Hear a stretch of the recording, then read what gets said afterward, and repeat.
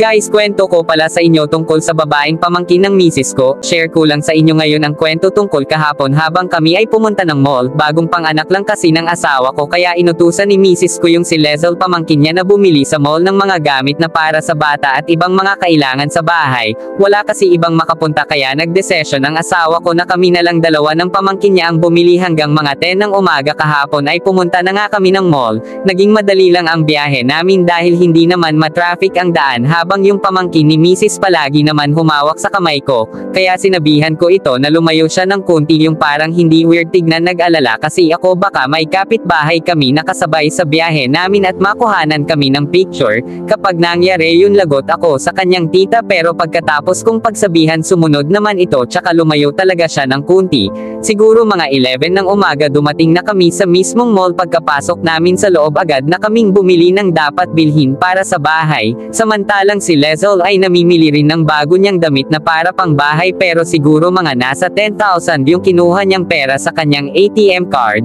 Mayaman kasi sila na kwento ko na sa unang video na mayaman ang pamilya nila may mga business. Sa hindi inaasahang pangyayari nilapitan ako ni Lezel sabay tanong kung gusto ko ba ng bagong sapatos at agad naman akong sumagot na gusto, kaya pumili na ako dahil sabi niya kahit anong brand ang piliin ko siya lang magbayad basta sakto lang sa paa ko, hanggang nakapili na ako ng sapatos samantalang ang price naman niya ay nasa 4,000 tapos binayaran naman agad ito ni Lezel kaya nagpapasalamat ako sa batang yun dahil mabait. Pagkatapos namin nabili ang lahat ng kailangan kumain na kami sa baba ng mall sa may isang fast food chain, hanggang nag-uusap kaming dalawa habang nag-aantay kami sa aming order kaso sa aming pag-uusap may pakiusap si Lezel sa akin at ito yun, na sana ay kadalasan ko na siyang pasayahin katulad ng pagpasaya ko sa kanyang tita Hailey dati, pero tinanggihan ko sana ito kasi parang weird kapag pagsabayin ko silang dalawa, pero hinamon niya ako na ikalat niya yung video at pictures namin noong nakaraan kapag hindi ako papayag sa gusto niya, wala akong ibang choice kaya sumunod na lang ako sa gusto niya pagkatapos namin kumain dumaan muna kami sa isang hotel, para magpa-relax at titikman ulit yung exclusive na bibingkang brown ni Lezel dahil gusto rin niya itong ipatikim sa akin para hindi bumabaho sa darating na mga